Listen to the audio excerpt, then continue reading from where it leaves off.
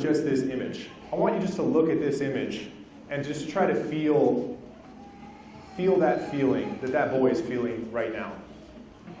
And I think most people, when you look at that, you can identify with it because we've all felt that feeling of joy and the feeling of being overwhelmed by emotion and just overwhelmed with happiness. This is the feeling which I associate playing games with. I started playing games when I was a very young child, and I remember being captivated just like this. And it was difficult to process that feeling. It was a feeling of exploration. It was a feeling of growth.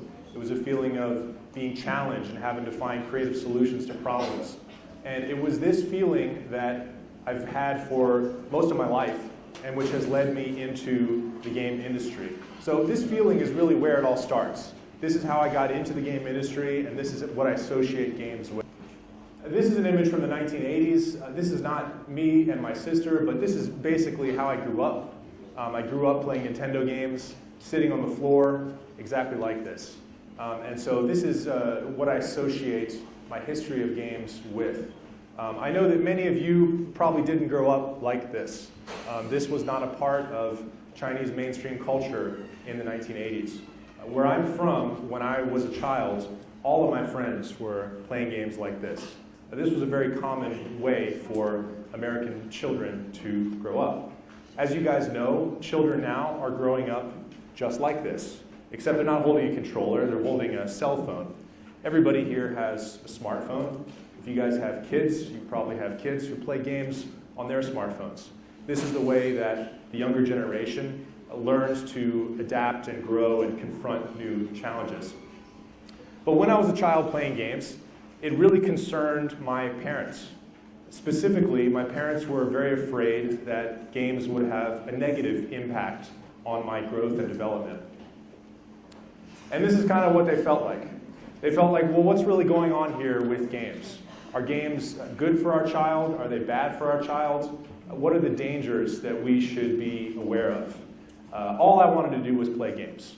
But my parents had suspicion over it, which is understandable. This is what they kind of pictured the average gamer would be. This is an image from South Park, if you guys aren't familiar.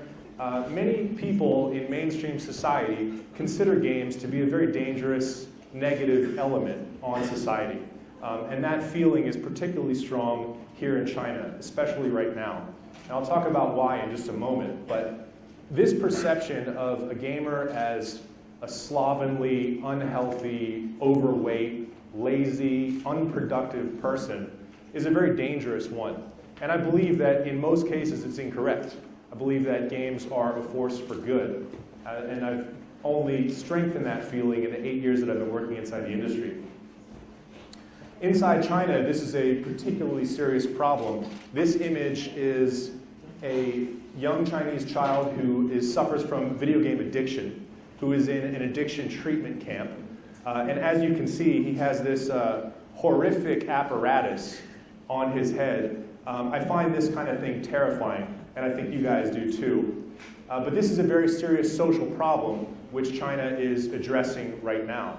Actually, in this year, 2018, in China, one of the biggest developments in the country has been this social agenda to contain or limit the negative effects of games in Chinese society. And one of the big collateral damages which we've seen in this initiative is a dramatic loss of value within the game industry inside China.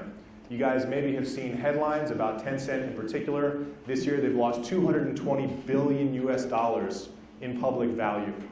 Tencent, for those who don't know, is the largest game developer in the world. The biggest, most successful game in the world is made by Tencent. Tencent is the most valuable company in Asia. So very big, very important company, losing a huge amount of value. The reason why they're losing it is because the central government inside China perceives a threat behind the game industry, and so they're starting to heavily regulate the industry, which is killing the business, effectively. So when I look at games, there are two sides to this coin. There are two ways to look at it. One way is the economic and societal benefit of games.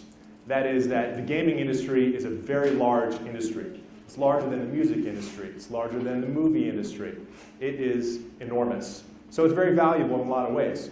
But it can also be dangerous. It can also lead to addiction. It's prevalent with greed. It's capable of doing social harm. So we have to look at games in terms of their capacity to change society for the better, but also the social ills that they come with. Specifically, what they benefit is what's called fluid intelligence. These are the 5 characteristics which games tend to better people, intellectually speaking. People, when they play games, they're seeking novelty. They're seeking to be challenged. They're looking for answers to difficult problems. And they want to network and work with other people. As you guys notice, all the big games now are generally online games. These are online, enormous, complex, dynamic, problem-solving initiatives, essentially. If you look at the biggest games in the world, consider them as very complex puzzles, which people are engaged in solving because it's actually making them smarter, intellectually speaking. I'm not talking about that today, though. That's not my subject. What I'm talking about is the emotional impact of independent games. I'm not talking about solving intellectual conscious problems. I'm talking about games which speak to human beings on a deeper level. And the deeper level than conscious intellectual thought is emotional experience. When we are all impacted by an emotional event, whether it's a happy event or it's a sad event, these are the things which we tend to remember. These are the things which tend to stick with us for our whole lives. And in my opinion, this is one overlooked aspect of the game industry, which is having a huge effect on society. A hugely positive effect on society as well, I would add. Extensive psychological research confirms that events that happen during heightened states of emotion, such as fear, anger, and joy, are far more memorable. Basically, you remember how you feel, you don't really remember what you think. So, back to my story. Fast forward many years from my childhood, and I come to Asia. I come to China because I'm exploring a new life, a new place, a new country. I want to learn a new culture, a new history, and China fulfills all these objectives. For those of you who've traveled overseas, you know that outside China and inside China are 2 very different places. So I started working in the game industry in China in 2010. That was 8 years ago. When I started working in the industry, this is the kind of stuff which I'm confronted with. So this rapidly exploding industry, 2010 was right when the App Store first came out. That was right when smartphones started to become really mainstream. At the time, games were the largest part of the mobile app economy. So it's a multi-billion-dollar economy even at this time. As you can see, it's growing very quickly. Also, as you notice, there's a whole lot of numbers here. A lot of facts, a lot of figures, a lot of data. And as I start to work in the industry, I start feeling really overwhelmed by all this information. My background is in playing games, experiencing games, feeling games. When I start working inside the industry, I'm getting overwhelmed with all the statistical information which I have to know in order to do my job. We're looking at things like how many people log into the game per day? How many hours do they spend in the game? How much money do they spend? What's the average spend? What's the average lifetime spent? There's an incredible amount of math and statistical analysis involved in this. And I spent years doing this. So I spend a significant portion of my life focusing on the math behind psychology and behavior. Basically, why people play certain games, why they invest time and money in certain games, and how I can make them spend time and money in my game. The more time I spent doing this, the more I felt like maybe I'm on the wrong path. I started to think about this like Nicolas Cage thinks about things.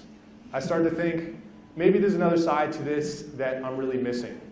And I start to feel like perhaps I'm missing the big picture. And after some time thinking about this, I found an organization here in Chengdu with a good friend of mine, which is called the Chengdu Gaming Federation. It's called the CGF for short. This is a nonprofit community organization, which the slogan is to preserve, promote, and play. And this group is all about promoting independent and retro games here in Chengdu. There's no profit basis for the organization. It's purely about spreading the joy of games and promoting the history and tradition of making games an emotional, enjoyable thing without any caveats. There's nothing to sell. There's no catches here. It's purely about enjoying something wonderful and sharing it with other people. And this has been really one of the most fruitful endeavors which I've been a part of over the last couple of years. In running this organization since 2015, we've hosted well over 100 events here in Chengdu. We've hosted over 25 game tournaments. We also have a podcast. We've published dozens of episodes of that, exploring all sorts of topics, including the Chinese game industry, which we were just talking about. Before I go on, I want to define independent games specifically. For anyone who's unclear about what independent games are, they're games which are made by individuals or small teams, which tend to be passion projects, which focus on innovation and rely on digital distribution. So these tend to be smaller games, games which are made to do one specific thing. They're not games like Assassin's Creed or Call of Duty. They tend to be very personal, almost love letter type experiences, which focus directly on something which speaks to them very personally. The games are very intimate. It feels almost like you're interacting with one person rather than playing something which was designed by committee, which is what most mainstream games are. This is an image from one of the tournaments which we hosted. For anyone who's played Mario Kart, this was a Mario Kart tournament. We had a great time, over 70 participants in this tournament. As you can see, it was inside a bar called Machu Picchu, which is closed now, rest in peace. This really shows kind of the social setting of the event. We're not trying to be, like dorks in an office building playing Mario Kart. We prefer to be in a social, relaxed, casual setting. And so these are the type of events which we host. Before I wrap this up, I want to mention 6 particular games which have really profound emotional experiences, which have really impacted me personally. A lot of people who I've spoken to in preparation of this talk have also enjoyed these games and been impacted by them. I think these games will really demonstrate the emotional range which you'll find in a lot of independent games. And I hope that some of you in the audience may have heard of one or more of these games. The first one is a game called Firewatch. Firewatch is a game which was developed by Campos Santos, is a very small developer in San Francisco, United States. The game is about a man who meets the love of his life in college. He marries the love of his life and lives with her for 15 years until she is diagnosed with dementia, which is a serious mental illness. It gets worse over time until she tragically dies. When he's left alone, he has no direction in life. His life has been totally crushed. And he accepts a job in a totally new place in Yosemite National Park in the United States, which is one of the most beautiful places I've ever been. I highly recommend visiting if you can. Once he gets to Yosemite National Park, he becomes what's called a firewatch. He lives inside a tower and he looks for fires in this national park. Inside the park, you spend time playing the game, exploring the natural beauty of the park. It's serene and isolating. And it's also a little bit sad because the game is really about this man coping with the loss of the love of his life. It's a difficult thing to cope with. And as you play the game, you kind of realize it's not just about being happy and having a good time. It's about exploring different emotional states. Another example is a game called Undertale. This is an independent game which was developed 3 years ago by one person named Toby Fox. It took 2.7 years to develop this game by himself. He designed it, he programmed it, he made the music for it. The game is about a small child who goes beneath the earth into a giant cavernous area, which is called the underground. The underground is filled with monsters, but they're not like the monsters that you picture in your head. These are monsters who are more like individuals. They have their own feelings, they have their own thoughts. Some of them are insecure, some of them are friendly. Some of them are actually very eager just to make friends with a visitor from outside. When I played this game, I kind of felt a little bit like when I come to China. When I first came to China, I didn't speak Chinese. I looked different from everyone else. I feel like I'm in a different world. What I found that was so encouraging was how friendly people were to help me out, or just to be nice to me in general. This game in particular really makes you feel like an outsider in a new world where some people are going to accept you and treat you well. Really emotionally impactful game. This person sleeping in bed here is actually not Santa Claus. This is your fictional grandfather in a game called Stardew Valley. This game is about a young adult who works in an office job which he hates. And in this office job which he hates, he wants to leave and do something else, but he doesn't know what to do. I feel like we've all been in this situation at one time or another. All of us have been in a job or a situation where we're not fulfilled, but we don't know what to do. Well, in this game, your grandfather, who's here lying on his deathbed, gives you an envelope. And he says, open this envelope when you get stuck in life and you don't know what to do. Well, your character in the game, when stuck in life, opens up the envelope. It's a deed to a farm, which is in a place you've never been. So your grandfather has a farm. You've never been there. You don't know anything about it. And you decide, you know what? I'm going to quit my job. I'm going to go to this farm. I'm going to raise crops. And I'm going to live a farm life. I'm going to befriend people in this village. And I'm going to do a totally new life in this place. And this is what Stardew Valley is all about. It's not really about growing crops or tending to livestock. It's about doing what you really want to do and fulfilling your destiny by choosing your own path. I think that's an emotional pursuit that all of us can identify with. The next example is called Papers, Please. This is a little bit of a darker one. This is an independent retro game also developed by one person named Lucas Pope. This game came out in 2012. And it's a game about a fictional Eastern European communist state, which is called Arstotzka. And in this game, you play a borders immigration officer. So when people cross borders between countries, they go through an immigration officer, you hand over your documentation and your passport, they check your credentials, and they deny you access or they let you in. That's your job in this game. But because you're in this dystopian 1980s Eastern European communist state, most of the people that you interact with are downtrodden, destitute people. And you are forced to make very difficult situations about who you allow in, who you crush, who you help, and there's no easy choice. They're difficult moral situations which you're forced to confront in this game. And it's basically about choosing the best of two terrible options. The game is essentially a sequence of these events.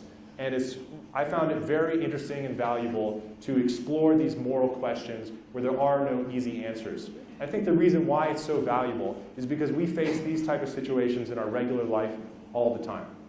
All of us are in situations where there's no great, easy outcome. It's choosing between the lesser of two evils. The next example, this is the saddest one. This is a really heart-wrenching game. It's called That Dragon Cancer. This was developed by a very small development group of 3 people in the United States. It tells the story of an American family, a married couple, who have a child. After they have a child, the child is 1 year old, and the child is diagnosed with a terminal illness and given 4 years to live. So the game, after the death of the child, tragic death, the father of the child developed this game, and the game is all about reliving the years-long experience of coping with the death of his only child. It's a heartbreaking game for obvious reasons. For anyone who has children, I'm sure that you place the prosperity and safety of your child above everything else in your life. It's normal as a parent. But what I found really surprising about this game is that it's not just sad. It's also about the joy and wonder that you experience by interacting with something that you love so much. The game is kind of like an emotional roller coaster. It goes through sequences which are unbridled joy and happiness, and it goes to other ones which are crushing disappointment and defeat. And this experience really gives you some insight into what that process is like. It's not about intellectual analysis. It's not even about cognition necessarily. This game is purely about the feeling of enjoying something you love and losing something you love, and the process you go through when you experience those feelings. The last example which I'd like to mention is called Journey. For anyone who's not heard of this game, it was developed by a very small studio in Santa Monica, Los Angeles, California. The lead designer for this game is a Chinese game designer. Probably the most prominent Chinese game designer in the world, I would say. His name is Genova Chen. He's from Shanghai, went to university in China, and then went to the United States.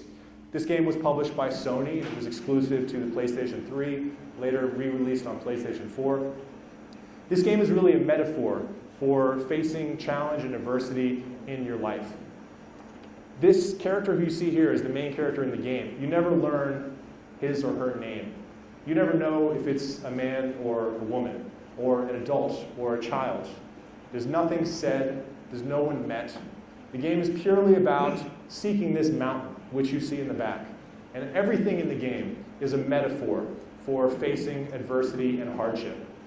How will you overcome the biggest challenges which you face? That is essentially what this game is about, and it communicates it in an incredibly brilliant way. The last thing I'd like to say is that I hope that you can think about games not just in terms of how they're fun and how they can make you smarter, but in what they can contribute to you emotionally and why that's really valuable and how you can share that with other people. Thank you very much.